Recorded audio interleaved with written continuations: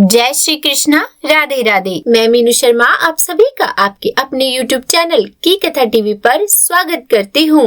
प्रिय दर्शकों, आप सुन रहे हैं पौष मास महात्म्य और आज पौष मास महात्म्य की इस वीडियो में आप सुनेंगे 12वें और 13वें दिन की कथा। देखिए भक्तों, आज प्रदोष व्रत भी किया जाएगा, तो जो भी भक्त प्रदोष व्रत की कथा सुनना चाहते हैं तो उसकी वीडियो मेरे चैनल पर अपलोड कर दी गई है, तो आप एक बार उस कथा को भी मेरे चैनल पर जाकर जरूर सुनिएगा। देखिए, कल यानी कि 11वें दिन की कथा में वृत्तांत चल रहा था कि किस प्रकार से ऋषि द्वारा सुदर्शन को श्राप दिया गया और उसके बाद उस श्राप के कारण वह मनुष्य जन्म लेता है और उसमें कुछ समय के बाद वह पिशाच बनता है। और आज आप उससे आगे का वृत्तांत श्रवण करेंगे जिसमें वर्णन आएगा कि किस प्रकार से इनका उद्धार होगा। तो आपसे प्रार्थना है कि यह पवित्र पौष मास महात्म्य का वीडियो है तो कृपया इसे एक बार लाइक जरूर कर दीजिएगा और कमेंट बॉक्स में जय श्री हरि जरूर लिखिएगा। और हाँ, अगर चैनल पर नए हैं तो सब्सक्राइब भी कर ही दीजिएगा। तो आज का यह अध्याय शुरू करने से पहले सभी प्रेम से बोलिए अपने अपने गुरु महाराज की जय। प्रथम पूज्य श्री गणेश भगवान की जय। प्रेम से बोलिए विष्णु भगवान की जय। तो प्रिय दर्शकों, आज का यह अध्याय अब शुरू करते हैं। जब वह बड़ा बेटा पिशाच बनकर चला गया तो फिर उस ब्राह्मण ने अपनी पत्नी और दूसरे पुत्र अशोकदत्त के साथ सुबह अपने बड़े बेटे के शोक में विलाप करना शुरू कर दिया। यानी कि वह ब्राह्मण शमशान घाट से किसी प्रकार वापस लौट आया और जब सुबह हुई तो उसने सारा वृत्तांत अपनी पत्नी अपने बेटे को बताया और वे विलाप करने लगे। प्रिय भक्तों, विलाप करते हुए उस ब्राह्मण को देखकर समुद्रदत्त नामक एक व्यापारी था जो उन्हें अपने घर ले गया। उन्हें वहां लाने के बाद उसने उन्हें सांत्वना दी। दयालु व्यापारी नेता ने उसे अपनी सारी संपत्ति का संरक्षक बना दिया। ब्राह्मण को महान ऋषि के वचन बार बार याद आ रहे थे। वे अपने पुत्र को पुनः देखने के लिए उत्सुक थे, इसीलिए वे अपनी पत्नी और पुत्र के साथ व्यापारी के घर में ठहरे। ब्राह्मण के दूसरे पुत्र अशोकदत्त शस्त्रों के प्रयोग और शास्त्र साहित्य में महान विशेषज्ञ बन गए। तो जो ब्राह्मण का दूसरा बेटा था वह अब शस्त्र प्रयोग में और साहित्य में विशेषज्ञ बन गया। उसने वहाँ बहुत ज्ञान अर्जित किया। इसी प्रकार अन्य कथाओं में भी पृथ्वी पर उनके समान कोई नहीं था।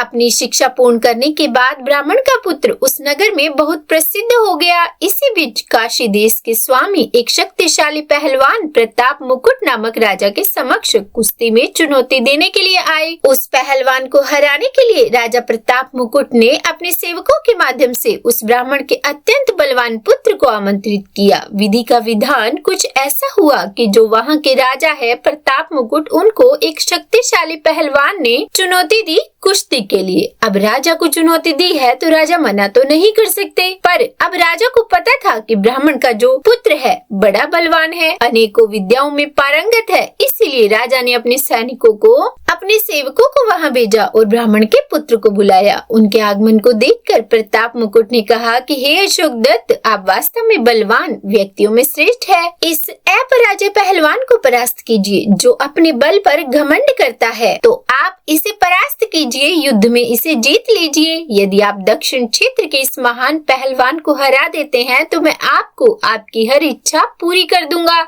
इसमें कोई संदेह नहीं है। राजा ने कहा कि जो आप मांगोगे वो मैं दूंगा, बस इस दक्षिण दिशा से आए पहलवान को आप परास्त कीजिए। राजा की ये बातें सुनकर ब्राह्मण के शक्तिशाली पुत्र ने दक्षिण क्षेत्र के पहलवानों पर राजा की तरफ से प्रहार किया। ब्राह्मण के उस शक्तिशाली पुत्र के प्रहार से वह शक्तिशाली पहलवान चित्त ही हो गया। उसकी आंखें फटी हुई सी हो गई और वह जमीन पर गिर पड़ा और फिर उसकी मृत्यु हो गई। ब्राह्मण के पुत्र का यह कृत्य देवताओं के लिए भी बहुत कठिन था। यह सब देखकर प्रताप मुकुट अत्यंत ही प्रसन्न हुए। उन्होंने उसे बहुत धन दौलत और कई गांव दिए। उसके बाद उन्होंने उसे अपने पास ही रख लिया। एक बार वह महान राजा ब्राह्मण के पुत्र के साथ संध्या काल में एक सुनसान स्थान पर घोड़े पर सवार होकर जा रहे थे। ब्राह्मण के पुत्र के साथ राजा ने एक दयनीय विनती सुनी, अर्थात इस प्रकार की विनती कोई कर रहा है जो बड़ी दयनीय अवस्था में है, वो राजा को सुनाई दी और वह यह बोल रहा था कि हे राजा, मेरा अपराध बहुत मामूली था। मेरे शत्रुओं के बार बार उकसाने के कारण मंत्री ने मुझे निर्दयता पूर्वक सूली पर चढ़ा दिया। सूली पर चढ़ाए जाने का आज चौथा दिन है और मैं अभी भी जीवित हूँ। बुरे कर्म करने वाले के प्राण आसानी से नहीं निकलते।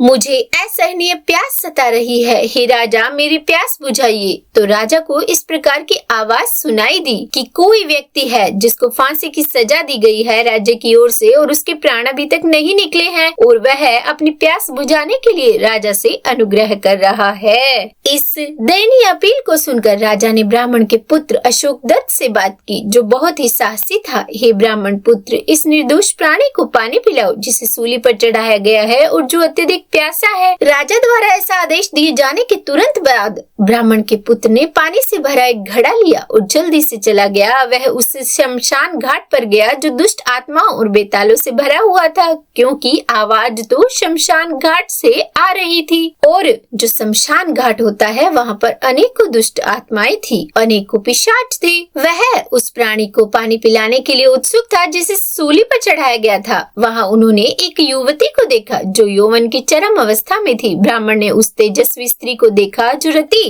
प्रेम के देवता की पत्नी के साक्षात रूप में प्रतीत हो रही थी। अत्यंत ही सुंदर थी। उसे देखकर ब्राह्मण के साहसी पुत्र ने कहा कि हे सौम्य स्त्री, हे सुंदर स्त्री, तुम कौन हो और शमशान भूमि के इस सुनसान स्थान पर तुम क्यों खड़ी हो? उस व्यक्ति के नीचे क्यों खड़ी हो जिसे सूली पर चढ़ाया गया है?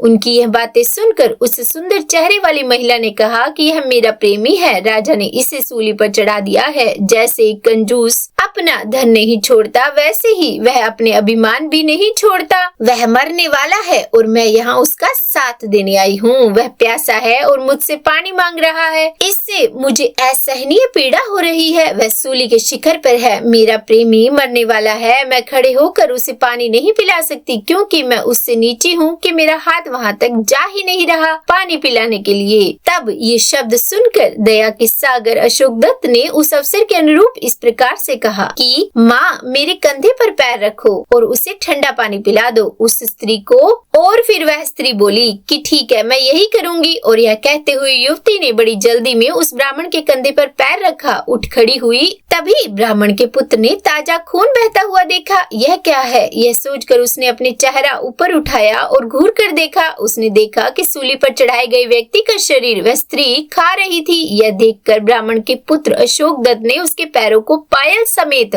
पकड़ लिया। उसके बाद वह बहुमूल्य रत्न जड़ित पायल वहीं छोड़कर चली गई। अशोक दत्त ने रत्नों से जड़ी वह पायल ली और शमशान भूमि से राजा के समक्ष उपस्थित होने के लिए चल पड़ा। उसने राजा को शमशान घाट की घटना की सूचना दी कि वहाँ क्या क्या हुआ और उसे बहुत कीमती रत्नों से जुड़ी हुई वह पायल सौंप दी। जब राजा को उसके उन वीरतापूर्ण कार्यों के बारे में पता चला जो दूसरों द्वारा नहीं किए जा सकते थे, तो उसने अपनी पुत्री मदन लेखा उसे दे दी। जो ब्राह्मण पुत्र वहाँ राजा के आदेश पर गया और इतने सारे साहसी कार्य करके आया। इतनी आत्माओं के बीच में जाकर निर्भीक होकर यह कार्य करके आना आसान नहीं था, सरल नहीं था। तो राजा को यह अत्यंत ही प्रभावकारी लगा और उसने अपनी पुत्री मदन लेखा का विवाह उसके साथ कर दिया। एक बार उस पायल को निहारते हुए राजा ने उत्सुकता से सोचा कि मुझे इसके बराबर की दूसरी पायल कहाँ से मिल सकती है। अशोक दत्त को राजा की इच्छा का पता चल गया। वह दूसरी पायल पाने का उपाय सोचने लगा। उसे याद आया कि यह पायल तो मुझे पहले शमशान घाट से मिली थी, अब मुझे दूसरी पायल कहाँ से मिलेगी। कई विकल्पों पर उसने विचार किया और विचार करने के बाद उस अत्यंत बुद्धिमान व्यक्ति ने एक निर्णय लिया। उसने निर्णय लिया कि मैं शमशान घाट जाकर मानव मांस बेचूंगा। मंत्रों के द्वारा राक्षस, बेताल, पिशाच, अन्य प्राणियों को बुलाया जा सकता है और जैसे ही वह आएंगे वह राक्षसी भी वहां आएगी और जैसे ही वह आएगी मैं उसे पकड़ लूंगा और बलपूर्वक उसकी पायल छीन लूंगा। अनगिनत राक्षस, 10,000 पिशाच और 10 करोड़ बेताल भी मेरे लिए बहुत तुच्छ है। अब मैं काफी शक्तिशाली हूँ। और इस प्रकार से वह विचार करने लगा कि इतने सारे लोग मेरा कुछ नहीं बिगाड़ पाएंगे। ऐसा निश्चय करने के बाद वह तुरंत शमशान घाट चला गया। मंत्रों द्वारा राक्षसों का आवाहन करने के बाद उसने मानव मांस बेचना प्रारंभ किया। वह चारों ओर घूमता हुआ जोर जोर से चिल्ला रहा था, ले लो, मानव मांस बिक रहा है, ले लो, यह मानव मांस है, ले लो। उसने सभी दिशाओं में मौजूद आत्माओं को यह सुनाया। राक्षस और बेताल, कंकाल और भूत और अन्य बुरी आत्माएं बड़े हर्षोल्लास के साथ वहाँ एकत्रित हो गई। उन्होंने बड़ी खुशी से कहा, हम सब उस मानव मांस का सेवन करेंगे जो हमें सबसे ज्यादा पसंद है। जब सभी राक्षस वहाँ पहुँचे तो वह राक्षसी भी वहाँ राक्षसी कन्याओं से घिरी हुई आई जो उस मांस को खाने के लिए उत्सुक थी। ब्राह्मण उसकी ही तलाश में था। जब उसने उस दुष्टा को देखा तो उसने तुरंत उसे पहचान लिया, वही राक्षसी जिसे उसने पहले देखा था। ब्राह्मण के पुत्र ने उससे कहा, मुझे पायल दे दो। उनकी बात सुनकर वह प्रसन्न हुई। उसने अत्यंत प्रसन्नता से कहा, हे वीरों के नेता, पहले आपने मेरी पायल छीन ली थी, रत्नों से सजी यह दूसरी पायल भी स्वीकार कीजिए। यह कहकर राक्षसी ने उसे पायल और अपनी प्रिय पुत्री दोनों ही दे दी। अब वह ब्राह्मण विद्युत प्रभा नाम की सुंदर और यौवनामय स्त्री प्राप्त करके अत्यंत प्रसन्न हुआ,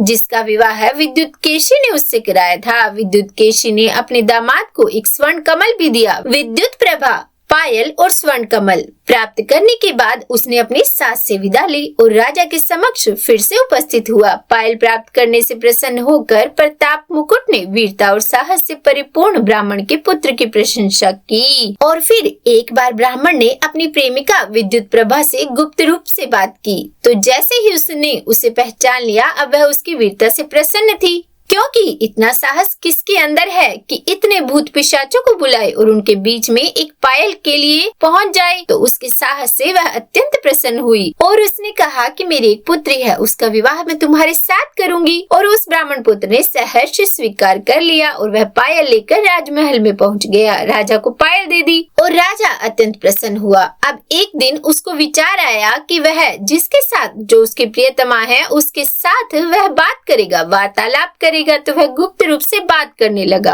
उससे पूछता है कि हे मेरी प्रियतमा, तुम्हारी माता को ये सुनहरा कमल कहाँ से मिला जो उसकी माता ने उसको दिया था? हे सुंदर मुख वाली देवी, मुझे इसके जैसे अन्य फूल कहाँ से मिल सकते हैं? तब विद्युत प्रभा ने अपने पति ब्राह्मण के पुत्र से गुप्त रूप से कहा कि हे स्वामी, बेतालों के राजा का एक दिव्य सरोवर है जिसका नाम कपाल स्फोट है। यह स्वर्णिम कमलों से सुशोभित है। यह स्वर्णिम कमल आपकी सास द्वारा लाया गया है जो उस समय जलीय क्रीड़ाओं में लगी हुई थी। यह शब्द सुनकर उसने कहा कि मुझे भी वहाँ ले चलो। तुरंत ही वह उस ब्राह्मण को उस सुनहरी झील के पास ले गई और जब ब्राह्मण का पुत्र स्वर्ण कमल तोड़ने ही वाला था, तब अनेकों बेतालों और अन्य लोगों ने उसे रोका और उसने उन सभी को मार डाला। सभी सैनिकों के मारे जाने के बाद उसने स्वयं बेतालों के स्वामी कपाल स्फोट को देखा और उसे मारने के लिए निकल पड़ा। उसी समय विद्याधरों के अत्यंत तेजस्वी स्वामी विज्जप्ति कौतुक अपने वासुरथ पर सवार होकर वहां आए और उनसे बोले कि हे अशोक दत्त, हे श्रेष्ठ ब्राह्मण, अपने कार्यों में जल्दबाजी ना करो। ब्राह्मण के पुत्र ने जब ये सुना तो तुरंत आकाश में विद्याधरों के तेजस्वी स्वामी को देखा। वे एक वायु रथ पर विराजमान थे। उन्हें देखते ही ब्राह्मण के पुत्र का शाप दूर हो गया